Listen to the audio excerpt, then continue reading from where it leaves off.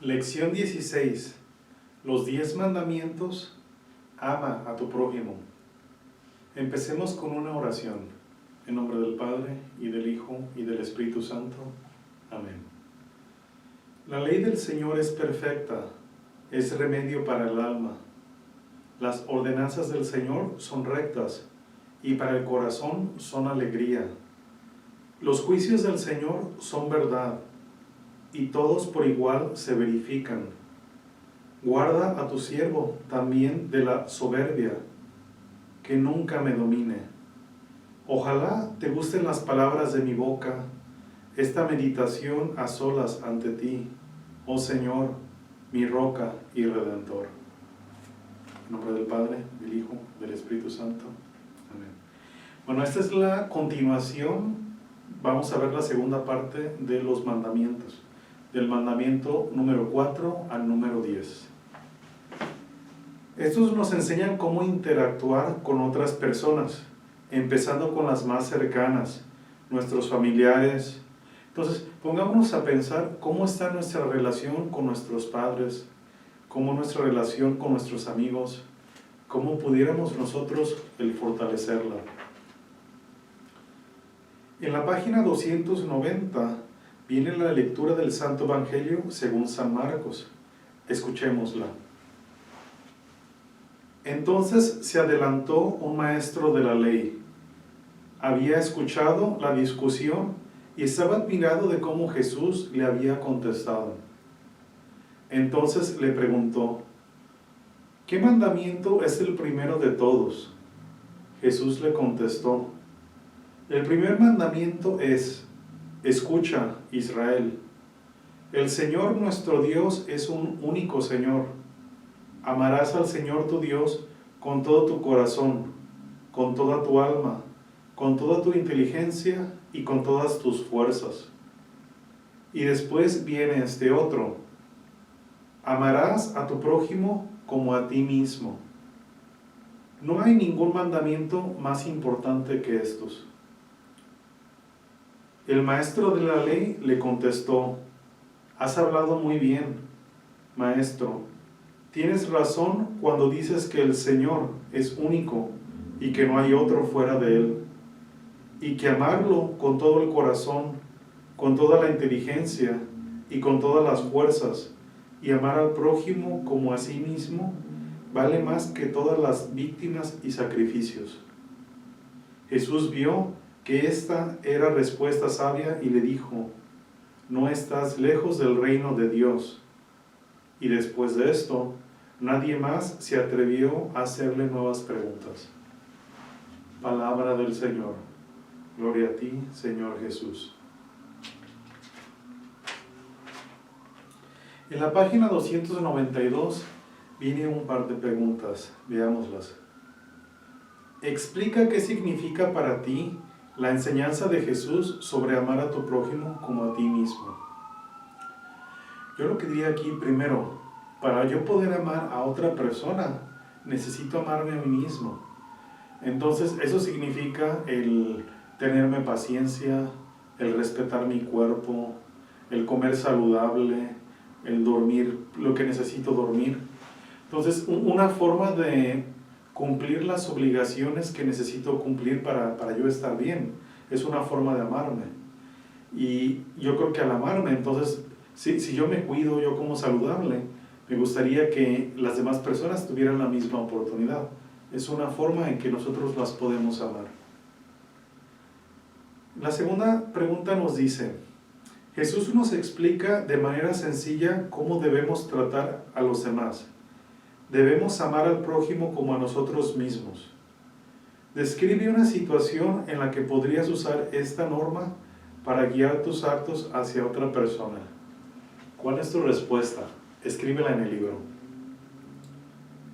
También dice, detente a pensar. Reflexiona sobre los mandamientos de Jesús. Amarás a tu prójimo como a ti mismo. ¿De qué manera puedes vivir su mensaje en tu vida diaria? Y ya mencioné un poquito de qué es lo que yo haría, pero me gustaría escuchar de ti. Escribe tus respuestas en la página 292. En la página 294 vemos que vienen los mandamientos del 4 al número 10 y se nos están dando diferentes puntos como para comprender qué significa cada uno. Entonces veamos algunos de ellos. En el mandamiento número 4, honra a tu padre y a tu madre, nos dice: trata a tus padres con respeto, gratitud, obediencia y cariño. Dales la ayuda y el cuidado que necesitan. Después de Dios, debemos respetar y obedecer a nuestros padres y a quienes Él les ha dado autoridad sobre nosotros para nuestro propio bien. Los padres tienen la responsabilidad de cuidar de sus hijos física y espiritualmente y de estimular su vocación. Entonces, si estamos haciendo eso, nosotros estamos honrando a nuestros padres. Si estamos fallando a ello, al no respetarlos, al no mostrar gratitud, al no obedecerlos o al no ser cariñosos, estamos fallando a ese mandamiento. El número 7 dice: no robarás. El robo, el engaño y cualquier tipo de acción deshonesta violan este mandamiento. Dios creó los recursos de la tierra para el bien de todas las personas. Darles un uso o acceso injusto es una violación del propósito de Dios. Debemos compartir los recursos de la tierra con las demás personas y preservarlos para las futuras generaciones. Si entendemos lo que nos está diciendo el libro respecto a no robarás, nos damos cuenta que actualmente la forma en la que estamos tratando los recursos que Dios nos dio para todos nosotros es muy inapropiado. Pocas personas han amasado la mayor cantidad de los recursos diciendo que son de ellos. Pero nosotros como católicos lo que creemos es que todo lo que existe, Dios nos lo dio para todos nosotros. Entonces, comprendemos pues que hay una ley civil y que si yo quiero llegar y tomar algo que no sea mío, me puedo meter en problemas y me pueden llevar a la cárcel. Entonces, Dios nos está pidiendo que respetemos esas leyes que existen, pero al mismo tiempo a las personas que tienen en exceso, que una persona ve, por ejemplo, un árbol en su casa, tiene un árbol lleno de fruta y la fruta se pudre, entonces es como decir que le está robando a las personas que necesitan por no haber compartido de eso de ese árbol, de ese fruto que Dios creó para que nosotros nos alimentemos. No codiciarás nada que sea de tu prójimo, el mandamiento número 10. Dice, no debemos tener un deseo excesivo por las posesiones materiales. Sentir envidia o tristeza ante la buena suerte de otra persona es un pecado contra el 10º mandamiento. También nosotros en nuestra sociedad es algo muy común que pasa. En la sociedad nos da a entender que las personas que tienen mucho dinero, muchos recursos, pues fueron triunfadores. Y todos queremos ser triunfadores. Entonces, cuando nosotros no tenemos mucho recurso, mucho dinero, quizás sintamos coraje contra las personas que lo tienen. Pero algo que tenemos que comprender, cuando nosotros muramos a este plano, a esta tierra, no nos vamos a llevar nada. Lo que nos vamos a llevar es lo que está en nuestra alma. Buenos deseos, buenas obras, o malos deseos, pecado, malas obras. Dependiendo de lo que vayamos cargando nuestra alma, es si nosotros vamos a poder ir al cielo o si no vamos a poder entrar al cielo debido a los pecados que tenemos. Entonces es importante el no desear las cosas, el aceptar lo que tenemos, pero también el que nos dé felicidad porque otras personas puedan haber conseguido algo, comprado una casa, comprado un vehículo, también comprendido pues que les costó su trabajo. Entonces, los demás mandamientos te pido que los leas en la página 294 para que tengas un mejor entendimiento de cuando hacemos algo negativo contra uno de los mandamientos. En la página 296 vemos dos preguntas y luego se nos hace también otra pregunta a nosotros. Entonces, la pregunta que viene es: cuando el ciudadano no debe ¿Cuándo el ciudadano no debe obedecer a las autoridades civiles? Y la respuesta que se nos da es: estamos obligados en conciencia a no obedecer las leyes de las autoridades civiles a las de otros que tengan autoridad sobre nosotros cuando sean contrarias a las exigencias del orden moral. Por ejemplo, si una persona, supongamos que viene a mi casa alguien que está huyendo porque lo quiere matar, y de repente llega otra persona con la pistola o con un rifle o con un arma, y me pregunta: ¿entró fulanito aquí a tu casa? Entonces, como católico yo tendría que decir la verdad, pero en este caso, moralmente, el yo decir sí entró esta persona va a ocasionar que la persona que entró la maten. Entonces, la vida de esta persona vale más en este caso que el que yo tenga que decir una mentira. Entonces, no les estoy diciendo que mientan, pero que tenemos que medir.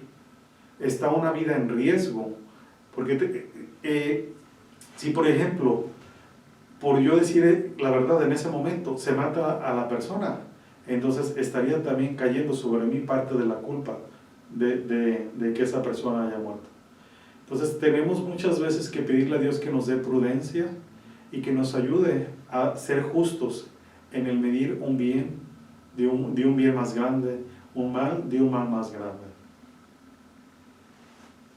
Luego también se nos pregunta ahí en la página 296, elige 2 de los mandamientos que estudiaste en esta lección y describe por lo menos una manera de aplicar mejor cada uno en tu vida.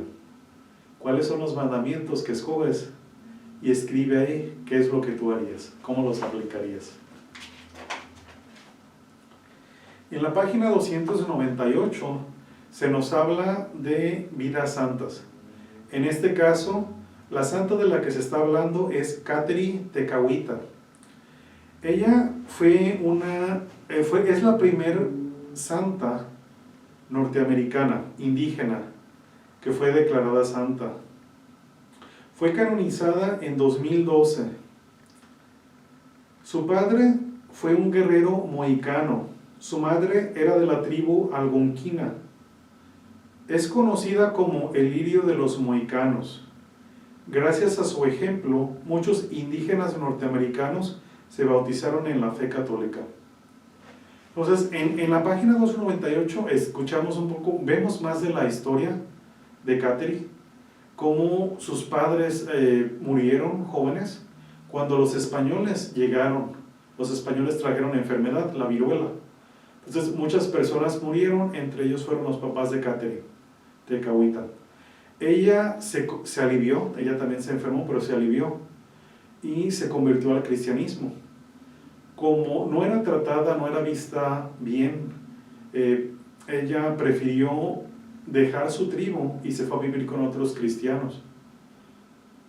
Murió joven y al momento de su muerte se vio un milagro. Ella había tenido marcas de la viruela en su cara y cuando ella murió su cara estaba resplandeciente.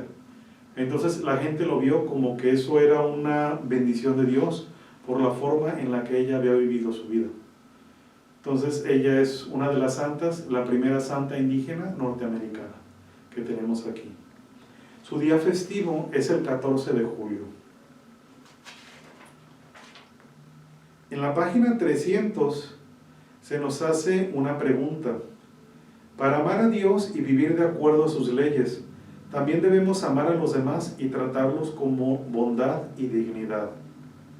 ¿De qué manera Kateri es un ejemplo de amor de Dios a través del amor al prójimo? ¿Cómo puedes tú seguir su ejemplo? También hay un comentario sobre el agua. Si tienes curiosidad de cuál es el comentario, te invito a que lo leas en la página 300. Y en la página 302 te pido que por favor respondas las preguntas que se te hacen, ya como un resumen de este capítulo. Terminemos con una oración. En nombre del Padre, del Hijo y del Espíritu Santo. Amén. Oración para el servicio amoroso. Padre, veneramos el corazón de tu Hijo, símbolo del amor triunfante y promesa de todo lo que estamos llamados a ser. Enséñanos a ver a Cristo en las vidas que tocamos y a ofrecerle a Él una adoración viva a través del servicio amoroso a nuestros hermanos y hermanas. Te lo pedimos por Cristo nuestro Señor. Amén. En el nombre del Padre, del Hijo y del Espíritu Santo. Amén. Gracias. Te esperamos para el siguiente capítulo.